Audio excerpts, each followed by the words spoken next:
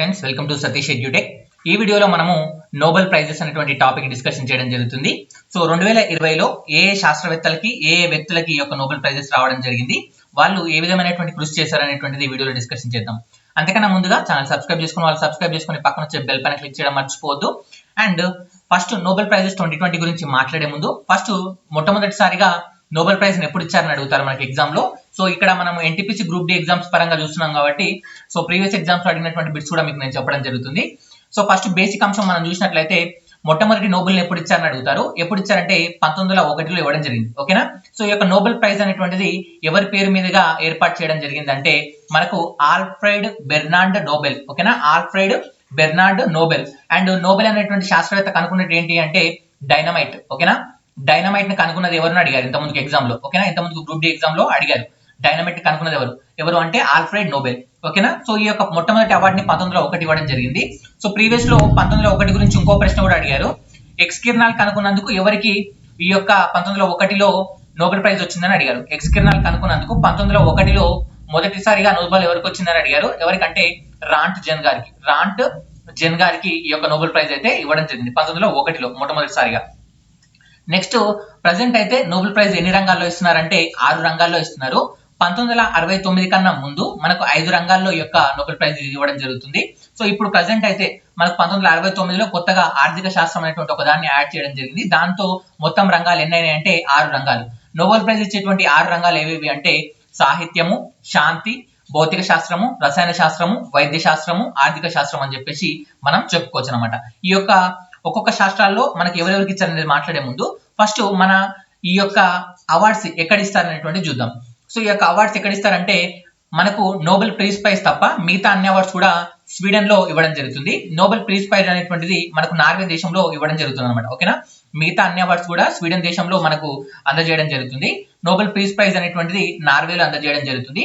అయితే వాళ్ళు ప్రజెంట్ ఇప్పుడు ఉన్నటువంటి టాక్ ఏంటంటే వాళ్ళు నోబెల్ ప్రైజ్ కూడా మిగతా ఏవైతే నోబెల్ ప్రైజ్ ఉన్నాయో దాంతో పాటే ఒకేసారి స్వీడన్ లో ఇవ్వాలని వాళ్ళు భావిస్తున్నారు.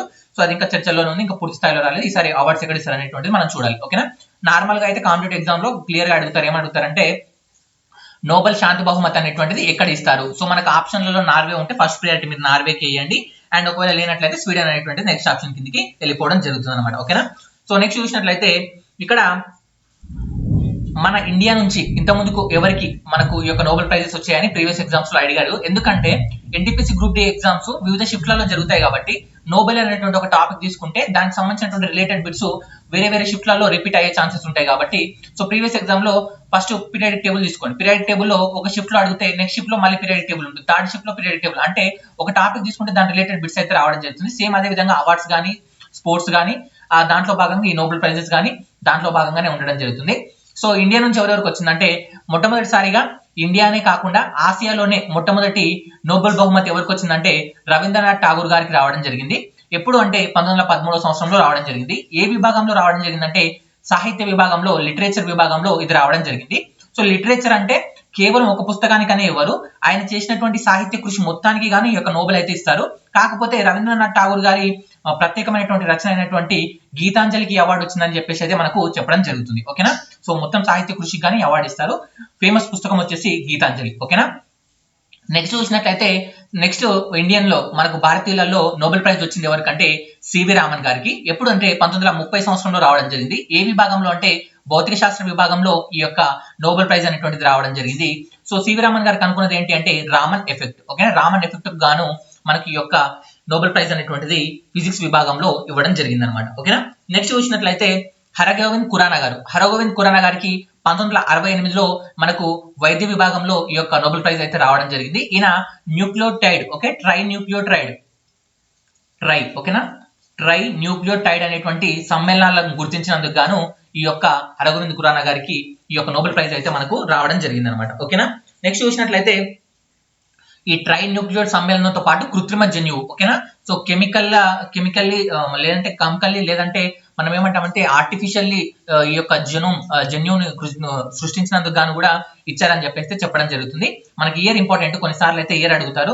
హరగోవింద్ ఖురానా గారికి ఎప్పుడు మనకు ఈ యొక్క నోబెల్ ప్రైజ్ వచ్చిందని అడిగే అవకాశం అయితే ఉంది. ఓకేనా. లేదంటే ఇంకో సైడ్ నోబెల్ ప్రైజ్ విన్నర్స్ ఇచ్చేసి ఇంకో పక్క ఇయర్స్ ఇచ్చి వాటిని జతపరచమని అడిగే అవకాశం ఉంటుంది. ఫర్ సపోజ్ రవీంద్రనాథ్ ఠాగూర్ గారు, సివి రామన్ గారు ఒక పక్కకి ఇచ్చి గీతాంజలి రామాయణ తెచ్చి ఈ విధంగా జతపరచమంటారు కదా, ఆ విధంగా అడిగే అవకాశం ఉంది కాబట్టి సో ఎలా అడిగినా కూడా మీరు రెడీగా ఉండాలి. నెక్స్ట్ చూసినట్లయితే మదర్ తెరిసా గారు. సో మదర్ తెరిసా గారు యాక్చువల్ గా జన్మించింది అయితే అల్బేనియా, కాకపోతే మదర్ తెరిసా గారికి నోబెల్ ఇవ్వడం జరిగింది. సో ఆ నోబెల్ ఇండియా నుంచి తీసుకున్నట్టుగానే మనకు ఈ యొక్క నోబెల్ సంస్థ ఏదైతే ఉందో వాళ్ళు పరిగణించడం జరుగుతుంది అనమాట. సో మదర్ తెరిసా గారికి ఎప్పుడు వచ్చిందంటే 1979లో నోబెల్ శాంతి బహుమతి అయితే రావడం జరిగింది. శాంతి విభాగం, పీస్ విభాగంలో అవార్డు అయితే రావడం జరిగింది. నెక్స్ట్ చూసినట్లయితే సుబ్రహ్మణ్యం చంద్రశేఖర్ గారు. సుబ్రహ్మణ్యం చంద్రశేఖర్ గారికి 1983లో భౌతిక శాస్త్ర విభాగంలో రావడం జరిగింది. అండ్ ఈ యొక్క భౌతిక శాస్త్రంలో ఇక్కడ చంద్రశేఖర్ లిమిట్ అనేటువంటి పేరుతో ఈయన ఒక సిద్ధాంతాన్ని అయితే ప్రకటించడం జరిగింది. ఆ సిద్ధాంతానికి గాను ఈ నోబెల్ ప్రైజ్ అయితే రావడం జరిగింది అనమాట. నెక్స్ట్ చూసినట్లయితే ఇక్కడ చంద్రశేఖర్ సుబ్రహ్మణ్యం గారు ఇండియన్ ప్లస్ అమెరికన్ అనమాట, ఇండియన్ అమెరికన్. ఓకేనా. నెక్స్ట్ చూసినట్లయితే అమర్త్య సేన్ గారు. అమర్త్య సేన్ గారికి 1998లో ఈ యొక్క నోబెల్ ప్రైజ్ అనేటువంటిది రావడం జరిగింది. ఏ విభాగంలో అంటే అర్థశాస్త్రం అనేటువంటి విభాగంలో మనకు ఎకనామిక్స్ లో ఈ యొక్క అవార్డు అనేటువంటిది రావడం జరిగింది. సో ఇక్కడ ప్రీవియస్ లో ఎగ్జామ్ ఏ బిట్ అడిగారంటే సంక్షేమ అర్థశాస్త్రం, సారీ సంక్షేమం కాదు, సంక్షేమ అర్థశాస్త్రం. ఓకే. సో అమర్త్య సేన్ గారికి ఏ దాని గురించి అర్థశాస్త్రంలో ఏ అంశాన్ని వివరించినందుకు గాను నోబెల్ ప్రైజ్ ఇచ్చారని అడిగారు. సంక్షేమ అర్థశాస్త్రం, దీన్ని మనం వెల్ఫేర్ ఎకనామిక్స్ అంటాం. వెల్ఫేర్ ఎకనామిక్స్ అనేటువంటి విభాగాన్ని వివరించినందుకు గాను అమర్త్య సేన్ గారికి 1998లో ఈ యొక్క నోబెల్ ప్రైజ్ అయితే రావడం జరిగింది.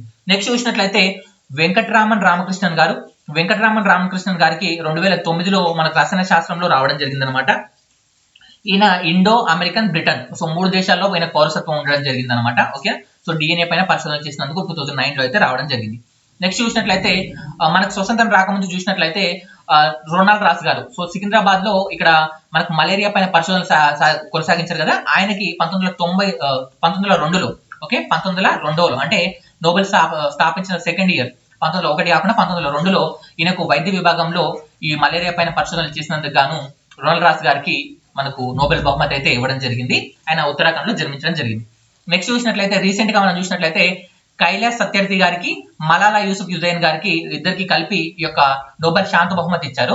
కైలాస్ సత్యార్థి గారు ఇండియన్, ఈయన బచ్పన్ బచావో ఆందోళన చేయడం జరిగింది. బచ్పన్ బచావో ఆందోళన అనేటువంటి కార్యక్రమాన్ని మనకు 1960 నుంచి కొనసాగించడం జరుగుతుంది. అప్పటి నుంచి ఈయన ఎవరైతే బాల కార్మికులు ఉన్నారో, అదేవిధంగా బాలలలో ఎవరైతే వెట్టి చాకరికి గురవుతున్నారో వాళ్ళందరినీ కూడా విడిపించిన కొరకు బచ్పన్ బచావో ఆందోళన అనేటువంటి దాన్ని తీసుకురావడం జరిగింది. ఆయన కృషికి గాను మనకు 2014లో కైలాస్ సత్యార్థి గారికి నోబెల్ శాంతి బహుమతి ఇవ్వడం జరిగింది. సో కైలాస్ సత్యార్థి గారితో పాటు అందుకున్నది ఎవరు అంటే మలాలా యూసుఫ్జైన్. అండ్ ఈమె ప్రపంచంలోనే అతి చిన్న వయసులో నోబెల్ బహుమతి అందుకున్నటువంటి వ్యక్తి. ఓకేనా. చిన్న వయసులో నోబెల్ బహుమతి గెలుచుకున్నటువంటి వ్యక్తి ఎవరు అంటే మలాలా యూసుఫ్జైన్. ఆమెకు వచ్చినప్పుడు 17 years ఆమె ఏజ్. నెక్స్ట్ చూసినట్లయితే రీసెంట్ గా చూసినట్లయితే అభిజిత్ బెనర్జీ ఇండియనే యాక్చువల్ గా, కాకపోతే ఇక్కడ ఆయన బ్రిటన్ నుంచి తీసుకున్నట్లు మనకు నోబెల్ అయితే చెప్పడం జరిగింది. అంటే బ్రిటన్ కిందకే కౌంట్, అభిజిత్ బెనర్జీ గారి నోబెల్ బ్రిటన్ కిందకే కౌంట్. కాకపోతే అభిజిత్ బెనర్జీ గారు ఇండియాకి చెందినవారు అనమాట, ఇండియాకి చెందినవారు. ఈయన అర్థశాస్త్రంలో ఈ యొక్క నోబెల్ అయితే తీసుకోవడం జరిగింది. ఈయన అర్థశాస్త్రంలో వివరించినటువంటి ఏరియా ఏంటి అంటే గ్లోబల్ పావర్టీ. ఓకేనా. ప్రపంచ పేదరికం అనేటువంటి దానిపైన ఇచ్చినటువంటి థీసిస్ వాళ్ళకి నచ్చి నోబెల్ బహుమతి ఏదైతే ఉందో దాన్ని ఇవ్వడం జరిగింది అనమాట. ఓకేనా. ఇవి మనకు ఉన్నటువంటి ఇండియా నుంచి తీసుకున్న వాళ్ళు లేదా ఇండియన్ పౌరసత్వం కలిగిన వాళ్ళు తీసుకున్నటువంటి నోబెల్ ప్రైజెస్ గురించి మనం మాట్లాడినట్లయితే, సో ఇప్పుడు 2020 గురించి మాట్లాడితే 2020లో ఎన్ని విభాగాలు ఇస్తారని చెప్పాను, 6 విభాగాలు ఇస్తారు కదా. ఒక్కొక్క విభాగం గురించి చూద్దాం. First Nobel prize in literature 2020. Literature అంటే సాహిత్యం. ఓకేనా. నోబెల్ ప్రైజ్ లిటరేచర్ ఇన్ 2020 ఎవరికి వచ్చిందంటే లూయిస్ గ్లూక్. ఓకేనా. లూయిస్ గ్లూక్ గారికి రావడం జరిగింది. ఈమె రచించినటువంటి సాహిత్యానికి గాను అవార్డు రావడం జరిగింది. ఈమె సాహిత్యంలో ఫేమస్ అనేటువంటి పుస్తకం ఏదంటే అవేర్నో. ఓకేనా. అవేర్నో అనేటువంటిది చాలా చాలా ఫేమస్. ఇది 2006లో రావడం జరిగింది. అప్పటి నుంచి కూడా చాలా ప్రసిద్ధి చెందింది. సో ఈ లూయిస్ గ్లూక్ గారికి లిటరేచర్ అవార్డు ప్రకటించేటప్పుడు అవేర్నో అనేటువంటిది చాలా ఇంపాక్ట్ చూపించింది సొసైటీ పైన అని చెప్పేసి మనకు ఈ యొక్క నోబెల్ ప్రైజ్ విన్నర్ అనౌన్స్మెంట్ చేసేటప్పుడు కూడా చెప్పడం జరిగింది అనమాట. కాబట్టి పేరు ఇంపార్టెంట్. సో ఓవరాల్ గా ఒక పుస్తకానికి కాకుండా ఆమె మొత్తం సాహిత్య కృషికి గాను ఈ యొక్క లిటరేచర్ అవార్డు అయితే ఇవ్వడం జరిగింది. పేరు ఇంపార్టెంట్, లూయిస్ గ్లూక్. ఓకేనా. లిటరేచర్ లూయిస్ అనేటువంటి వర్డ్స్ రెండు గుర్తుపెట్టుకోండి. ఓకేనా. లిటరేచర్ లూయిస్, లేదంటే లిటరేచర్ పుస్తకాల్లో ఉంటుంది గమ్, అలా గుర్తుపెట్టుకున్నా పర్లేదు. Okay. Next Nobel peace prize, Nobel శాంతి బహుమతి. ఈ యొక్క నోబెల్ శాంతి బహుమతి అనేటువంటిది ఎవరికి ఇచ్చారంటే ప్రపంచ ఆహార కార్యక్రమం, వరల్డ్ ఫుడ్ ప్రోగ్రామ్ కు ఈ యొక్క దానికి ఇవ్వడం జరిగింది. ఈ యొక్క వరల్డ్ ఫుడ్ ప్రోగ్రామ్ ఏదైతే ఉందో ఇది ఐక్యరాజ్య సమితి యొక్క ఒక విభాగం అనమాట. అంటే ఐక్యరాజ్య సమితి కింద ఏర్పాటు చేయడం జరిగింది. దీన్ని ఎప్పుడు అంటే 1961లో ఏర్పాటు చేయడం జరిగింది. ఇది మనకు అంటే కరోనా టైంలో చాలా మంది ఆకలి బాధలు తీర్చడం, దాంతో పాటు యుద్ధ సమయాల్లో చాలా మంది ఎవరైతే ఆహారాన్ని కోల్పోతారో, లేదంటే వాళ్ళకి కావాల్సినటువంటి మినిమం ఎయిడ్స్ ఏవైతే ఉన్నాయో అవి దొరకవో వాళ్ళకి వీళ్ళు ఆహారాన్ని కానీ మందులను కానీ అందజేయడం జరిగింది అనమాట, ప్రపంచ ఆహార కార్యక్రమం అనేటువంటిది. సో వాళ్ళ కృషికి గాను ఈ ఇయర్ 2020లో నోబెల్ పీస్ ప్రైజ్ ఇవ్వడం జరిగింది. సో ఎగ్జామ్ లో మనకు ప్రపంచ నోబెల్ శాంతి బహుమతి ఎవరికి వచ్చింది 2020 అని అడగొచ్చు. ఎవరికంటే వరల్డ్ ఫుడ్ ప్రోగ్రామ్ కి, లేదా ప్రపంచ ఆరోగ్య ఆహార కార్యక్రమం ఎప్పుడు స్టార్ట్ అయింది అని అడగొచ్చు, 1961. నెక్స్ట్ చూసినట్లయితే Nobel prize in physics. Physics విభాగంలో, భౌతిక శాస్త్ర విభాగంలో ముగ్గురికి ఈ యొక్క నోబెల్ ప్రైజ్ అయితే ఇవ్వడం జరిగింది. ఒకటి రోజర్ పెన్రోజ్ గారికి, అదేవిధంగా మనకు గెంజెల్ గారికి, అదేవిధంగా ఆండ్రే గెన్స్, ఈ ముగ్గురికి ఇవ్వడం జరిగింది. సో ఇక్కడ వీళ్ళ దేశాలు కూడా ఇంపార్టెంట్. రోజర్ పెన్రోజ్ గారు అయితే యూకే, అదేవిధంగా మనకు రెన్హార్డ్ గెంజెల్ గారు అయితే మనకు జర్మనీ, అదేవిధంగా ఆండ్రే గెంజ్ గారు అయితే మనకు యుఎస్ఏ దేశం చెందినవారు. సో ఇక్కడ వీళ్ళ యొక్క 1/2, 1/4, 1/4 ఎందుకు రాశానంటే వీళ్ళకి వచ్చినటువంటి ప్రైజ్ మనీ, అంటే నోబెల్ శాస్త్రంలో ఫిజిక్స్ లో వచ్చిన వాళ్ళకి ఒక ప్రైజ్ మనీ ఇస్తారు, దాన్ని మనకు పెన్రోజ్ గారికి ఆపు, వీళ్ళిద్దరికి 1/2, 1/2 అనేటువంటి దాన్ని విభజించడం జరిగింది అనమాట. అంటే 1/4, 1/4 విభజించడం జరిగింది అనమాట. ఓకేనా. సో ఈ పేర్లు ఇంపార్టెంట్. నోబెల్ లో ఫిజిక్స్ లో ఎవరెవరికి వచ్చిందంటే వీళ్ళు చేసినటువంటి కృషి ఏంటంటే ఫిజిక్స్ లో భాగంగా ఇక్కడ ఇద్దరికి ఆఫ్ అని చెప్పాను కదా. సో ఫస్ట్ ఆఫ్ ఎవరికి వచ్చింది, రోజర్ పెన్రోజ్ గారికి. ఈ యొక్క రోజర్ పెన్రోజ్ గారు ఐన్స్టీన్స్ ప్రతిపాదించినటువంటి ఏదైతే సాపేక్ష సిద్ధాంతం ఉందో ఆ సాపేక్ష సిద్ధాంతాన్ని ఉపయోగించుకొని కృష్ణబిలం ఏ విధంగా ఏర్పడుతుందని చెప్పేసి ఒక బలమైనటువంటి ఉదాహరణల ద్వారా ఆయన తెలపడం జరిగింది అనమాట. సో రోజర్ పెన్రోజ్ గారికి ఎందుకు వచ్చింది, for the discovery that black hole formation is robust prediction of general theory of relativity అని చెప్పేసి చెప్పడం జరిగింది. జనరల్ రిలేటివిటీ థియరీ అన్న సాపేక్ష సిద్ధాంతం అన్న ఒకటే. సో ఆ సాపేక్ష సిద్ధాంతాన్ని బేస్ చేసుకుని కృష్ణబిలం ఏర్పడడం పైన వివరించినందుకు గాను ఈయనకు ఫిజిక్స్ లో నోబెల్ ఇవ్వడం జరిగింది. అదే విధంగా నెక్స్ట్ ఎవరైతే మిగతా ఇద్దరు ఉన్నారో ఎవరెవరు, మనకు రెన్హార్డ్ గెంజెల్, అదేవిధంగా ఆండ్రే గెంజ్. రెన్హార్డ్ గెంజెల్, ఆండ్రే గెంజ్ వీళ్ళిద్దరూ కలిసి దేని మీద వర్క్ చేశారంటే మన పాలపుంత లోపల ఉండేటువంటి ఖగోళ వస్తువులు ఉంటాయి కదా, అతిపెద్ద భారీతమైనటువంటి ఖగోళ వస్తువులు ఉంటాయి కదా, వాటిని గుర్తించినందుకు వీళ్ళకు ఈ అవార్డు అయితే ఇవ్వడం జరిగింది. ఓకేనా. సో ఫిజిక్స్ లో మనకు ముగ్గురికి ఇచ్చారు. ఒకరేమో కృష్ణబిలం పైన ప్రయోగం చేశారు, ఇంకోలేమో మనకు పాలపుంతలో ఉన్నటువంటి భారమైనటువంటి వస్తువుల పైన, సూపర్ గెలాక్సీ పైన మనకు దీని మ్యాసివ్ సూపర్ గెలాక్సీ ఆబ్జెక్ట్ పైన వర్క్ చేసినందుకు గాను ఇవ్వడం జరిగింది అనమాట. పేర్లు ఇంపార్టెంట్. ఏం పేరు, పెన్రోజ్, గెంజెల్, గెన్స్. ఓకేనా. పెన్రోజ్, గెంజెల్, గేస్, మూడు పేర్లు ఇంపార్టెంట్. గెంజెల్, గేస్ సేమ్ మీకు ఒకటే లాకుంటాయి. అండ్ పెన్రోజ్ అనేటువంటి గుర్తుంచుకోండి. ఫిజిక్స్ పెన్, గెంజెల్ గెంజ్. ఓకే. సో ఆ విధంగా గుర్తుంచుకుంటే ఈజీ గుర్తుండిపోతుంది. Next Nobel prize in chemistry. రసాయన శాస్త్రంలో ఎవరెవరికి ఇచ్చారంటే ఇద్దరికి ఇవ్వడం జరిగింది. సో ఎమాన్యుయల్ చార్పెంటర్ ఫ్రాన్స్ దేశానికి చెందినటువంటి మనకు కెమిసిస్ట్ కి, అదేవిధంగా మనకు జెనిఫర్ డౌడ్నా. ఓకే, జెనిఫర్ డౌడ్నా గారికి ఈ యొక్క ఇద్దరికి కలిపి ఈ యొక్క నోబెల్ బహుమతి ఇవ్వడం జరిగింది రసాయన శాస్త్ర విభాగంలో. వీళ్ళు జెనెటిక్ ఎడిటింగ్, ఓకేనా, జెనోమ్ ఎడిటింగ్, జెనెటిక్ ఎడిటింగ్ అన్న జెనోమ్ ఎడిటింగ్ అన్న అని పిలవచ్చు మనము. జెనోమ్ ఎడిటింగ్, ఈ యొక్క జెనోమ్ ఎడిటింగ్ అనేటువంటి కొత్త పద్ధతిని డెవలప్ చేసినందుకు గాను వీళ్ళిద్దరికి ఇవ్వడం జరిగింది అనమాట. సో జన్యువుల అంటే మన బాడీలో జన్యూస్ ఉంటాయి కదా, ఆ జన్యువులు జీన్స్ ఏవైతే ఉన్నాయో వాటిని మనకు కావాల్సిన విధంగా కట్ చేసే విధానాన్ని వీళ్ళైతే కనుక్కోవడం జరిగింది. దాని ద్వారా కొత్త జీవులను కానీ కొత్త వాటిని కానీ వాళ్ళు కనిపెట్టడానికి అయితే ఆస్కారం అయితే ఉండడం జరిగింది. ఈ యొక్క జెనోమ్ ఎడిటింగ్ చేసినందుకు గాను, అంటే కనుగొన్నందుకు గాను ఇద్దరికి, ఎవరెవరికి, ఎమాన్యుయల్ షార్పెంటర్ గారికి, అదేవిధంగా జెనిఫర్ ఏ డౌడ్నోవా గారికి ఈ యొక్క కెమిస్ట్రీ విభాగంలో నోబెల్ అయితే రావడం జరిగింది. ఓకేనా. సో ఇవి రోజు పేర్లు చూసుకోండి, ఇంపార్టెంట్.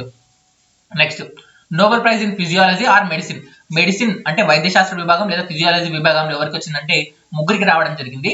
ఎవరెవరికంటే మైకెల్ హోటస్, చార్లెస్ రైస్, అదేవిధంగా జే హార్వే గారికి రావడం జరిగింది. చార్లెస్ రైస్ అదేవిధంగా జే హార్వే గారు ఇద్దరు కూడా మనకు యుఎస్ఏకి చెందిన వారు. మైకెల్ హౌటన్ ఎవరైతే ఉన్నారో ఆయన యూకేకి చెందినవారు అనమాట. సో ఈ ముగ్గురు దేనిపైన వర్క్ చేశారంటే హెపటైటిస్ సి వైరస్ కనుక్కున్నందుకు. Hepatitis C virus. సో ఈ హెపటైటిస్ అనేటువంటి వ్యాధి దేనికి సంబంధించినటువంటిది అంటే కాలేయానికి సంబంధించినటువంటి వ్యాధి. ఇది కొన్నిసార్లు వైరస్ వల్ల, బ్యాక్టీరియా వల్ల, ప్రోటోజోవా వల్ల, కొన్ని రకాల మందులు ఎక్కువ తీసుకోవడం వల్ల కూడా ఈ కాలేయానికి సంబంధించినటువంటి హెపటైటిస్ అనేటువంటి వ్యాధి అయితే రావడం జరుగుతుంది. హెపటైటిస్ టైప్ ఏ, టైప్ బి కాకుండా కొత్తగా హెపటైటిస్ సి అనేటువంటి దాన్ని కనుగొన్నందుకు, అంటే హెపటైటిస్ సి అనేటువంటి వైరస్ కనుక్కున్నందుకు గాను ఈ యొక్క మనకు జే హార్వే గారికి, మైకెల్ హోటన్ గారికి, అదేవిధంగా చార్లెస్ ఎం రైస్ గారికి ఈ యొక్క అవార్డు అయితే ఇవ్వడం జరిగింది. ఓకేనా. రైస్ స్పెల్లింగ్ అయితే ఆర్ఐసి.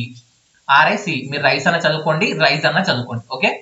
Next Nobel prize in economics ఆర్థిక శాస్త్ర విభాగంలో ఇద్దరికి ఈ ఒక్కసారి నోబెల్ ప్రైజ్ ఇవ్వడం జరిగింది. ఎవరికంటే పాల్ ఆర్ మిల్గ్రోమ్ అదే విధంగా రాబర్ట్ బి విల్సన్, వీళ్ళిద్దరు కూడా అమెరికాకు చెందిన వాళ్ళు.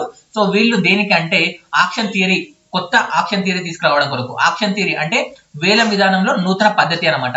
సో ఈ ఆక్షన్ థియరీ దేని కొరకు అంటే ఎయిర్పోర్ట్ లో ఉండేటువంటి స్థలాలకు కానీ పెద్ద పెద్ద వస్తువులకు సంబంధించినటువంటి ఆక్షన్ ని ఏ విధంగా నిర్వహించాలి అండ్ ఏ విధంగా నిర్వహిస్తే సో అందరికి బెనిఫిట్ ఉంటుంది. అదే విధంగా ఆక్షన్ పైన ఉన్నటువంటి రకరకాల థీసిస్ ని వీళ్ళు చెప్పడం జరిగింది అనమాట. వీళ్ళ కృషికి గాను ఈసారి నోబెల్ అయితే ఇవ్వడం జరిగింది. ఎవరెవరికి ఇవ్వడం జరిగింది? మనకు పాల్ ఆర్ మిల్గ్రోమ్ గారికి, రాబర్ట్ బి విల్సన్ గారికి ఈ యొక్క అవార్డ్స్ అయితే ఇవ్వడం జరిగింది. సో ఇవి మనకు Nobel awards. And Oscar videos కూడా నేను చేయడం జరిగింది. 2020లో వచ్చినటువంటి ఆస్కార్ అవార్డ్స్ గురించి చేయడం జరిగింది. మిగతా అవార్డ్స్ కూడా నేను చేశాను. ఆ వీడియో లింక్ డిస్క్రిప్షన్ లో ఉంటుంది.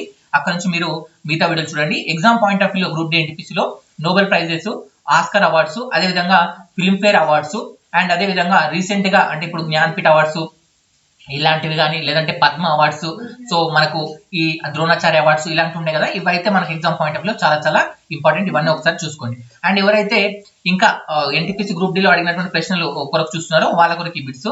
సో ఫిజిక్స్ మరియు కెమిస్ట్రీ 2 విభాగాలలో నోబెల్ ప్రైజ్ అందుకున్నది ఎవరు అని ప్రీవియస్ లో అడిగారు. ఎవరు అంటే మేరీ క్యూరీ గారు. అదేవిధంగా 2 టైమ్స్ నోబెల్ అందుకున్న వాళ్ళు మనకు ప్రీవియస్ లో ఎవరి గురించి అడిగారంటే ఫ్రెడరిక్ సాంగర్ గురించి ఇవ్వడం జరిగింది అనమాట. ఈ క్రింది వారిలో ఎవరు నోబెల్ ను 2 టైమ్స్ కెమిస్ట్రీలో అందుకున్నారు అని అడిగారు. ఎవరు అంటే ఫ్రెడరిక్ సాంగర్ గారు అందుకోవడం జరిగింది. అదేవిధంగా లీనస్ పౌలింగ్ కి, మనకు జాన్ బాటిస్ట్ కూడా ఈ నలుగురు అంటే మేరీ క్యూరీ గారు, ఫ్రెడరిక్ సాంగర్, లీనస్ పౌలింగ్, జాన్ బాటిస్ట్ వీళ్ళందరూ కూడా 2 టైమ్స్ నోబెల్ అవార్డ్స్ అయితే తీసుకోవడం జరిగింది. మేరీ క్యూరీ గారు అయితే ఫిజిక్స్, కెమిస్ట్రీ 2 విభాగాల్లో తీసుకోవడం జరిగింది. అదేవిధంగా ఫ్రెడరిక్ సాంగర్ అయితే 2 సార్లు కెమిస్ట్రీ విభాగంలో తీసుకోవడం జరిగింది. లీనస్ పౌలింగ్ అయితే కెమిస్ట్రీలో ఒకసారి, మనకు శాంతి పీస్ లో ఒకసారి తీసుకోవడం జరిగింది. జాన్ బాటిస్ అయితే మనకు 2 సార్లు ఫిజిక్స్ లో నోబెల్ ప్రైజ్ అయితే తీసుకోవడం జరిగింది. సో ప్రీవియస్ లో అడిగిన బిట్ అయితే ఏంటంటే ఫ్రెడరిక్ సాంగర్ గారి గురించి అయితే అడగడం జరిగింది. అదేవిధంగా మేరీ క్యూరీ గారి గురించి కూడా మనకి బిట్ అయితే అడగడం జరిగింది. ఓకేనా? అండ్ ఇది ఫ్రెండ్స్ ఈ వీడియో నచ్చినట్లయితే లైక్ చేయండి. ఎవరైతే RRB NTPC group D prepare అవుతున్నారో సో వీళ్ళ కొరకు నేను 50 గ్రాండ్ టెస్ట్లు అయితే కండక్ట్ చేయడం జరుగుతుంది. ఈ 50 గ్రాండ్ టెస్ట్లు అంటే ఈ 50 గ్రాండ్ టెస్ట్లతో పాటు 1200 previous NTPC group D maths explanation, 1500 GS GK bits PDF కూడా నేను అందజేయడం జరుగుతుంది. సో ఇవన్నీ కూడా మీకు తెలుగులో అందుబాటులో ఉంటాయి గ్రాండ్ టెస్ట్ అన్ని కూడా. అండ్ ఇంకా ఎవరైనా ఇంట్రెస్ట్ ఉన్న క్యాండిడేట్స్ ఉన్నట్లయితే ఇక్కడ వాట్సాప్ నెంబర్ ఇచ్చాను కదా, ఈ నెంబర్ కి మీరు వాట్సాప్ మెసేజ్ చేయొచ్చు. ఐఎమ్ ఇంట్రెస్టెడ్ అని చెప్పేసి నేను మీకు పూర్తి సమాచారం ఇవ్వడం జరుగుతుంది. ఫీజు వచ్చేసి 450 రూపీస్ ఉంటుంది.